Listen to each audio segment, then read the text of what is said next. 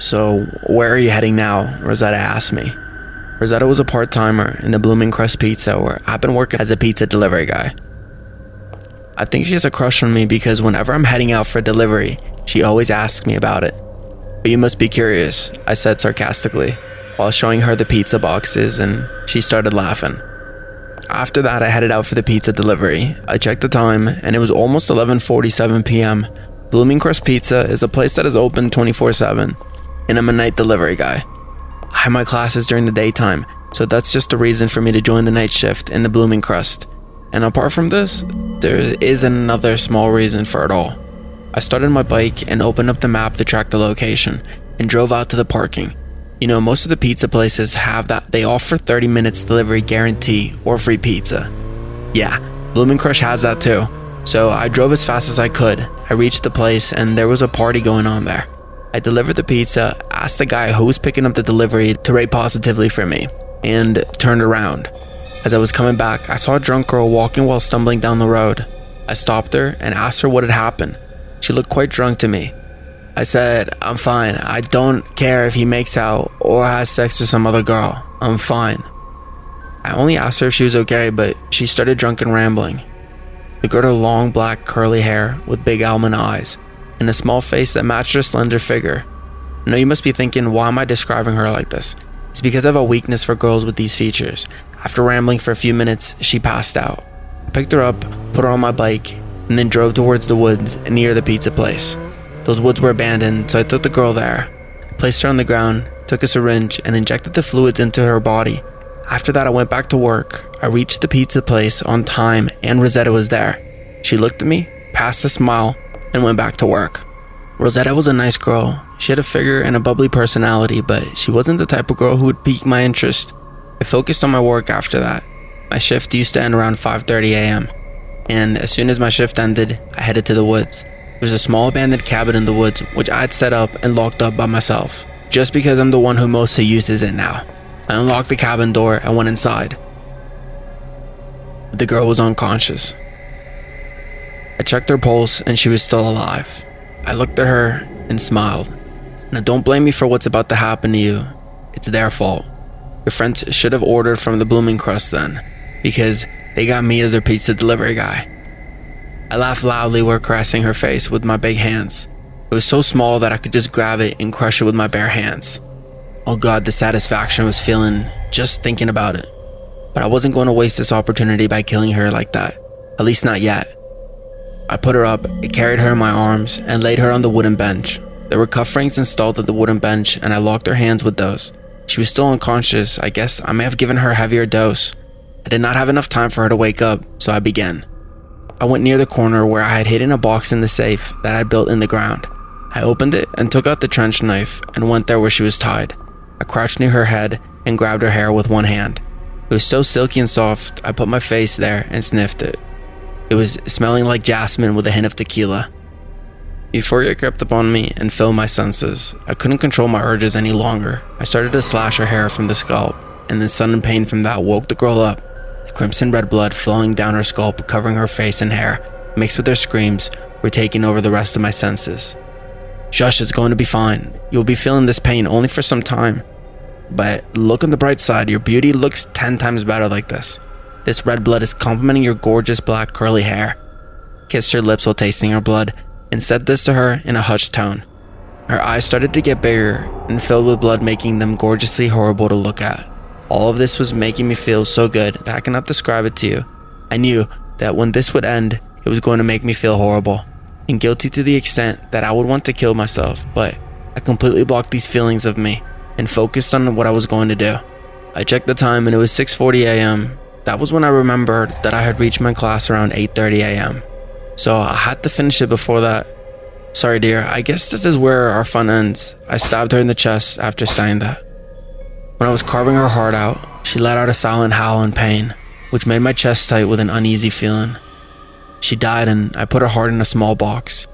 Went backside to the cabin and there was a flower field over there. As I dug a small hole in the ground, put the box inside and planted the flowering plant on it. After that, I went inside and took the body outside. I whistled and Silver came running towards me. Oh, I guess I forgot to mention that I had rescued a wolf cub and raised her here. She understood what she had to do as soon as she smelled this girl's body. She started feasting on her, and I went inside the cabin to wash it off. Silver howled, and I knew that she had invited her friends to share her food. I headed out from my apartment when I finished washing the cabin with bleach. I went to my class after that and to the gym after class. My day was productive as usual. I keep myself busy to avoid the extreme guilt I feel after killing. I had my dinner around 9:30 p.m. and then I headed towards the Blooming Crust Pizza for my work. Rosetta was early as always, and as I entered, she gave me a big bright smile. I imagined her blonde hair covered in red, but it did not seem like a good sight. I thought it would stain, which would not be pretty at all. Delivery for downtown. There's a party going on there, and make sure to ask for a positive review, Counterboy said while handing me a box of pizzas. I took them and I headed out for my next pizza delivery. Hey guys, thanks so much for all the support.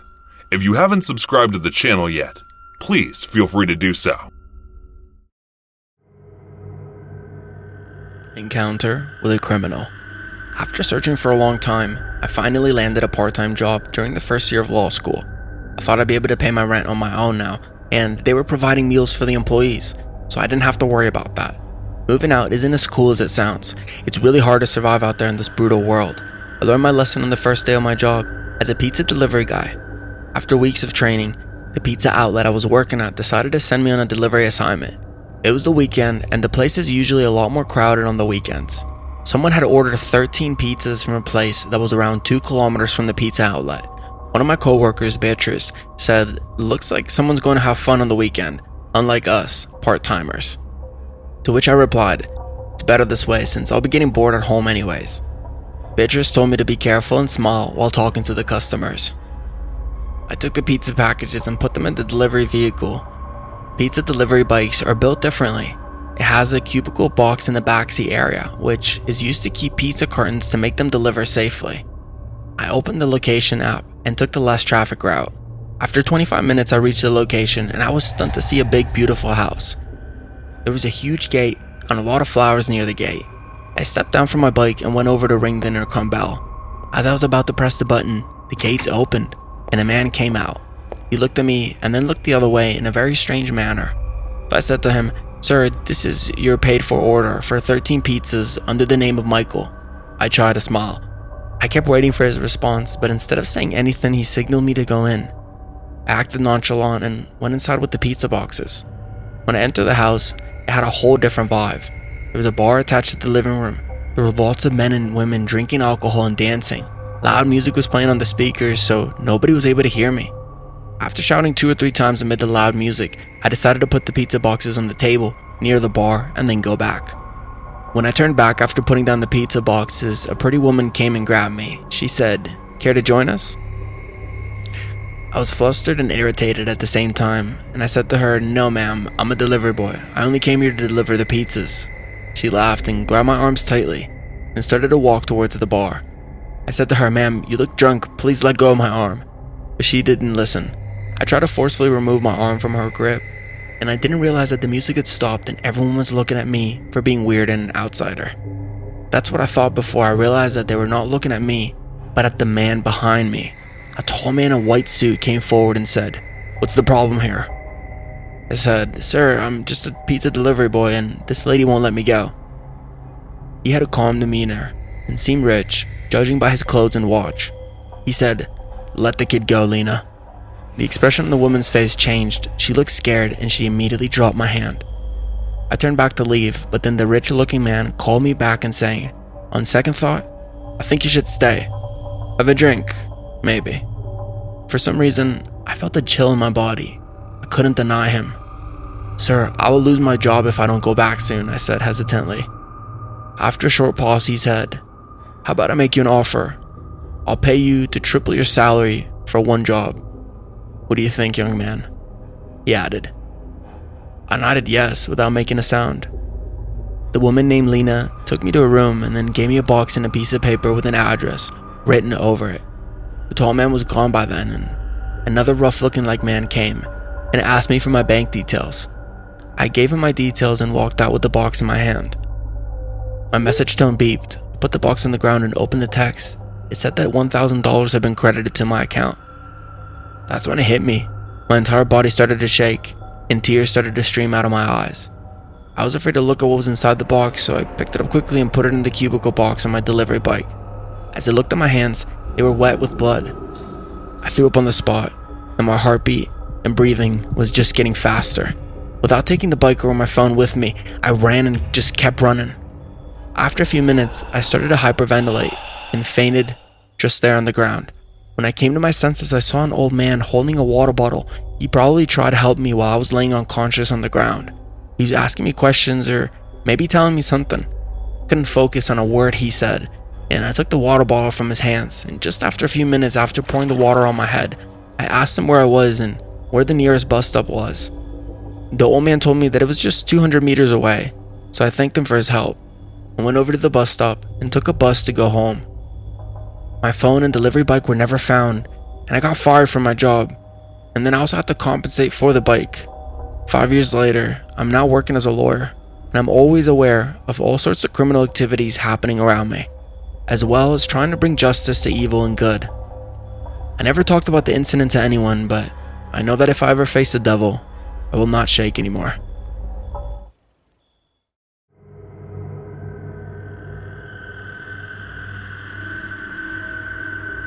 So for the longest time in my teenage years, I earned a few bucks a week by doing babysitting work. It always made me giggle at how there are so many urban legends based around babysitting. The serial killer that stalks the unwitting teen, the call coming from inside the house. Pretty much every Halloween movie in some manner that seems to present babysitting as the vocation of those with a death wish, when in reality, the only thing likely to kill you is the boredom. Sure, you get a bratty kid and makes an evening a little more challenging, but you get a good one. And you're basically sat on the couch for hours on end watching tedious cable TV shows and counting the minutes until the parents get home. Saying that I did babysitting for one family that ended in a frankly terrifying experience that ended up in me never, ever sitting for them ever again. It only happened once, but sometimes once is enough. So I arrived at this big old house a few blocks away from my parents' house at around 6:31 Friday evening. The parents of the kid seemed incredibly charming, and the kid is one of the more adorable little tykes that I've had the good fortune of minding.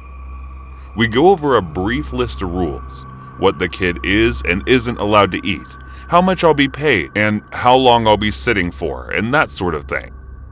Then the parents head out to whatever fancy party that they had been planning on attending. All goes well for a little while. The kid wouldn't eat their carrots, but when I pretended that they were delicious by taking little bites myself, they soon broke into a smile and pretty much demolished the little bowl of hummus that we were sharing. With a kid fed, I gave her a bath, tucked her in the bed, and that's that. It was honestly one of the easiest jobs I'd had, right up until the sun started to go down. So once the kid's asleep, I head downstairs to order a pizza on the parents' dollar. Like I said, they were perfectly nice and polite when we first met, and it's not often that job comes with free food. Pizza arrives pretty quickly, and I even tipped the delivery guy a few dollars just to say thank you for being so fast. He's literally counting out the change in dollar bills when his head snaps to the side, like he's looking into the bushes at the side of the house. I asked him if everything's okay, peering out from the door to see what he's looking at. But there's nothing, just dark bushes. He said something along the lines of, say, "Guess I'm just tired. Mind's playing tricks on me." He laughs awkwardly, then walks back to his car while thanking me again for the tip. I didn't think anything of it. I mean, was probably just a cat or something, right? So again, back inside they eat, have a full-on carb overload, and ended up just lying there on the couch watching TLC. There were these big bay windows in the family's TV room, and I had drawn the curtains earlier to block out the glare on the TV only, and drawn them all the way. and there was a slight crack in the curtains that allowed me to see into the dark front yard. At one point, my eyes were drawn to this little crack, and I could swear I saw a dark shape where street lights were previously visible. I sit up, focusing my eyes on the shape and wondering if it were my mind playing tricks on me this time. When it moved, wasn't going nuts. I had been looking at someone or something who was in turn looking at me through the big old windows. That's about when I started to freak out. I had been super chilled all evening, but now I was getting that distinctly paranoid feeling like someone was watching me. Someone who didn't exactly have the best of intentions. I ran around the house, making sure all the doors and windows are locked as a precaution, all before keeping their cordless phone as close as possible so that if it came to it, I could call the cops. I was sure I had seen someone, but the chances of them just vacating the area at the sight of flashing lights then returning later could be a huge possibility, and a terrifying one at that. So I decided to shoot my shot only when it would be absolutely necessary. Appearing to waste police time would not be doing me any favors. I suppose I'm just trying to explain why I didn't call the cops right away. I've had friends of mine that said that. They have just called 911 right then and there, but I wasn't 100% sure of anything right then. I'd seen a shape. Michael Myers pointing a knife at me. Life isn't black and white most of the time, I was thinking anyway. I've secured all the windows and doors, shoved the cordless phone into my hoodie's front pouch, and have even positioned the Little League bat near the couch, so that I was sort of armed. So by that point, I started to feel relatively safe again. If there was some creeper lurking outside looking to prey on a teenage babysitter, they would get one heck of a rude awakening when I waved my bat at them and screamed that the cops are on the way. So I lie back on the couch, but naturally find myself unable to relax. I open the curtains back up so I can see if anyone is hanging around in the front yard, keeping my eyes on the windows every so often in between watching whatever social train wreck is on TLC. Nothing happens for a while, and I start to think it was all just in my head or something. Right about the time I get up to wander in the kitchen to grab a drink of water. As I'm in there, I get that intense feeling that I'm being watched. I turn to see that same dark shape in the kitchen window. Only this time, I rush into action. I hammer 911 in the phone, telling the dispatcher I need the cops to my address ASAP, that there's a home invasion in progress. I honestly don't know if it was the adrenaline or I was just sick of pervs thinking they can get away with stuff like that, but I just sort of charged after, screaming out that the cops were on their way. I ran into the TV room, grabbing the Little League bat, and just ran for the back door, which led out of the kitchen and into the backyard. What happened next is frankly astounding. As I ran it, the guy, baseball bat in hand, ready to bash his brains out right there in the yard. I recognized him instantly. It was a face I'd seen before, not long ago at all. It was the kid's dad. So long story short, the dad of the kid I had been babysitting had for whatever reason decided that you need to see what kind of babysitter I was to, apparently, he drove his wife to whatever party they were headed to, turned back saying he'd forgotten something, then decided to watch me over the course of about an hour or two to see if I was worth the cash that they were spending. Obviously, since no crime was actually committed, there was no one to charge. The dad offered me a sincere apology. He even offered me double the cash just to finish the night out, but I refused. No amount of money could have persuaded me to stay, and needless to say, I was very selective with who I babysat after that. We have always been a big fan of pizza here in New York, but we did not like that factory-made bullshit. We liked the fresh-baked Italian pizzas, made in the oven from back in Italy. And every time someone said pizza, we would take them through the trails of all the authentic Italian pizza places we had in the city. There was even an official pizza tour guide that would help you get the best pizza in town, and especially when it was about our little block that was authentic Italian neighborhood, and the culture was really strong in that part, and the food was an important part of the culture, so everyone knew everybody, and every business there was owned by someone you know. It was a tight-knitted community, and we enjoyed all our adventures, gatherings, and the food that was made at these gatherings, and we were not like one of those exclusive communities.